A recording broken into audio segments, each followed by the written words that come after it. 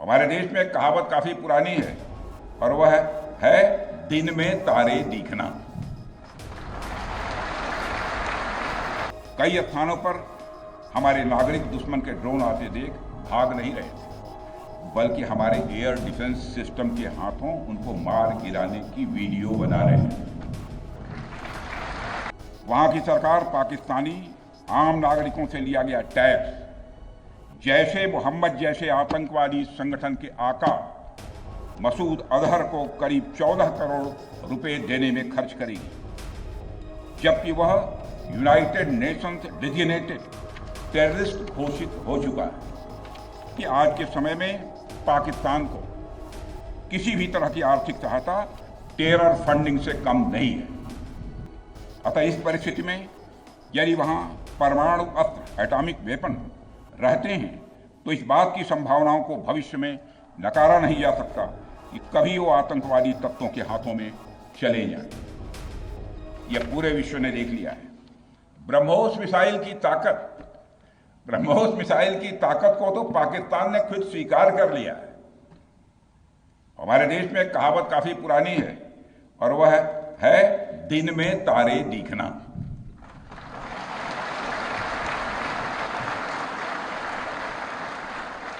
मगर भारत में बनी ब्रह्मोस मिसाइल ने पाकिस्तान को रात के अंधेरे में दिन का उजाला दिखा दिया है। रात के अंधेरे में दिन का उजाला दिखा दिया है। भारत के जिस एयर डिफेंस सिस्टम की तारीफ हर तरफ हो रही है, उसमें डीआरडीओ द्वारा बनाए गए आकाश और अन्य राडार सिस्टम की जबरदस्त भूमिका रही है। साथियों, कई स्थानों पर हमारे नागरिक दुश्मन के ड्रोन आते देख भाग नहीं रहे थे, बल्कि हमारे एयर डिफेंस सिस्टम के हाथों उनको मार गिराने की वीडियो बना रहे थे।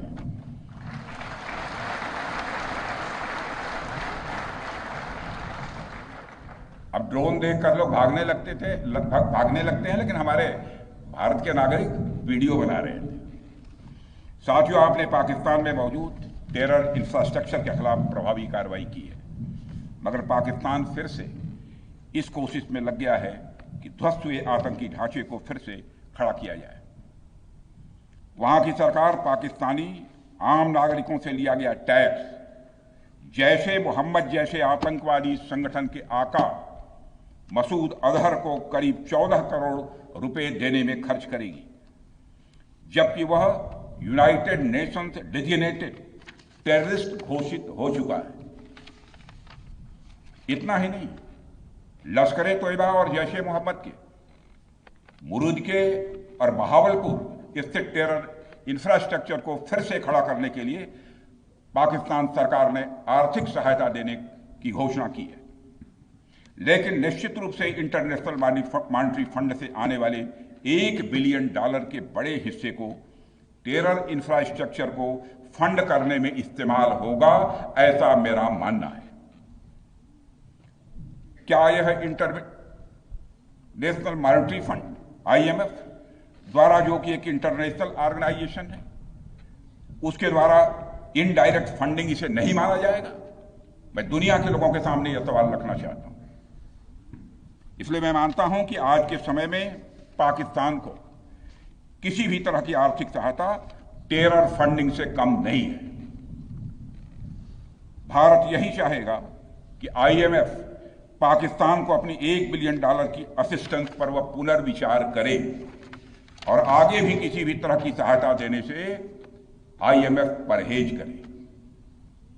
भारत नहीं चाहता जो फंडिंग हम IMF को करते हैं वह डायरेक्ट या इनडायरेक्ट किसी भी तरीके से पाकिस्तान या किसी भी देश में टेरर इंफ्रास्ट्रक्चर को बनाने में वह इस्तेमाल की जाए। हम नहीं चाहते। साथियों, अब यह स्पष्ट हो गया है कि पाकिस्तान में आतंकवाद और वहां की सरकार का चोली दामन का संबंध है। स्टेट और नॉन स्टेट एक्टर के बीच का नकाब अब पूरी तरह से उतर चुका है। अतः इस परिस्थिति में यदि वहां परमाणु अस्त्र एटॉमिक वेपन रहते हैं तो इस बात की संभावनाओं को भविष्य में नकारा नहीं जा सकता कि कभी वो आतंकवादी तत्वों के हाथों में चले जाएं। ये सिर्फ भारत के लिए नहीं बल्कि पूरी दुनिया के लिए और पाकिस्तान की आम जनता के लिए भी एक गंभीर खतरे की बात होगी। सारे विश्व और खासकर पाकिस्तान की आवाम को यह समझना होगा कि वो कितने बड़े खतरे के मुकाम पर बैठे हैं। वो एक ऐसे बारूद की ढेर पर बैठे हैं जिसके चारों तरफ माचिसों आपस में लड़ते हुए लोग हैं। इस हालात के लिए पाकिस्तान की फौज को संदेश देना चाहूंगा, कागज का है लिबास, कागज का है लिबास, चिरागों का शहर है, चलना संभल संभल के क्योंकि तुम नशे में हो।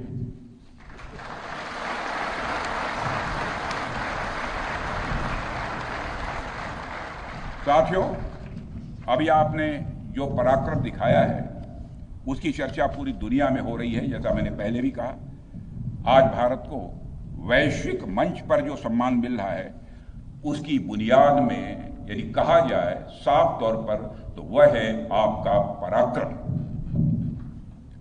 और यही कारण है कि भारत का बच्चा बच्चा आपको अपना आइडल मानता है, बच्चा बच्चा आपको अपना आदर्श मानता है। आपने पूरे देश को यकीन दिलाया है कि नया भारत अब सहन नहीं करता बल्कि वह पलटकर जवाब देता है।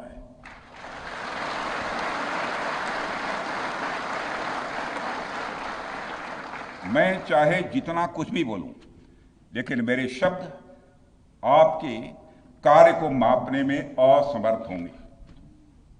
मैं कृतज्ञ राष्ट्र की ओर से आप सबके प्रति पुनः आभार व्यक्त करता हूं। साथियों, अब आतंकवाद के विरुद्ध लड़ाई केवल सुरक्षा का विषय नहीं बल्कि नेशनल डिफेंस डॉक्ट्रिन का यह हिस्सा बन चुकी है। हम आपके साथ मिलकर इस प्रॉक्सी और हाइब्रिड वॉरफेयर को जड़ से समाप्त करेंगे। रक्षा मंत्री होने के नाते यह संकल्प मैं दोहराना चाहता हूं।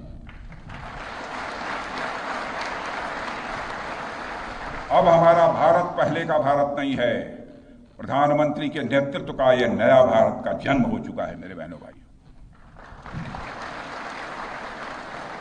हम हमारे आराध्य श्री राम के उस मार्ग का अनुसरण करते हुए आगे बढ़ रहे हैं जिसमें वह आसुरी शक्तियों के विनाश का प्रण लेते हैं। निश्चरहीन करौं में भुज उठाई पण कीन, अर्थात जिस प्रकार भगवान राम ने अपनी भुजाओं को उठाकर धरती को राक्षस विहीन करने का प्रण लिया था, ठीक उसी प्रकार श्री राम के आदर्शों का पालन करते हुए हमने भी आतंकवाद को जड़ से समाप्त करने का संकल्प लिया है।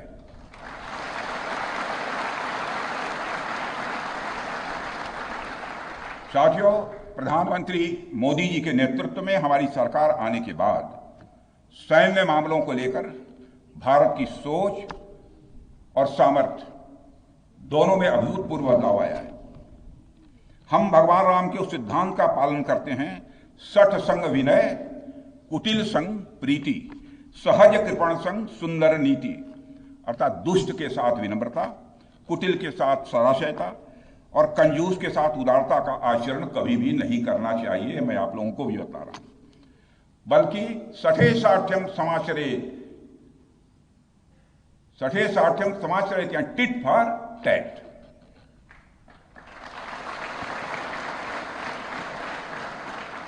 साथियों, ऑपरेशन सिंदूर ने यह स्पष्ट संदेश दे दिया है कि हमने शांति के लिए जितना अपना दिल खोल कर रखा है, शांति को नष्ट करने वालों के विरुद्ध उतना ही अपना हाथ भी खोल कर रखा है। साथियों, एक और बात मैं यहां साफ कहना चाहूंगा कि ऑपरेशन सिंदूर अभी खत्म नहीं हुआ है। जो कुछ भी हुआ है वह सिर्फ एक ट्रेलर मात्र था। अब समय आएगा, जब भी सही समय आएगा तो हम पूरी पिक्चर भी दुनिया को दिखाएंगे।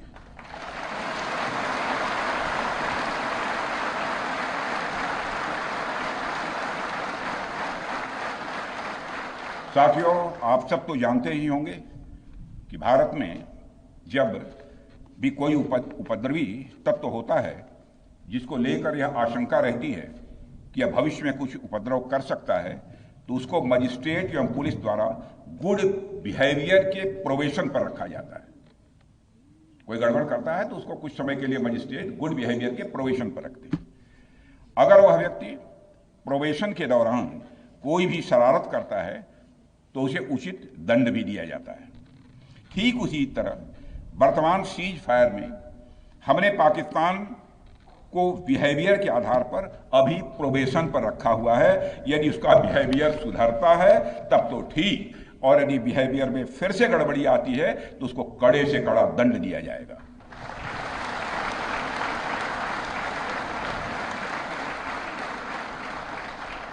मैं फिर से इसे दोहराना चाहता हूं, अभी भारत ने पाकिस्तान को प्रोबेशन पर रखा है।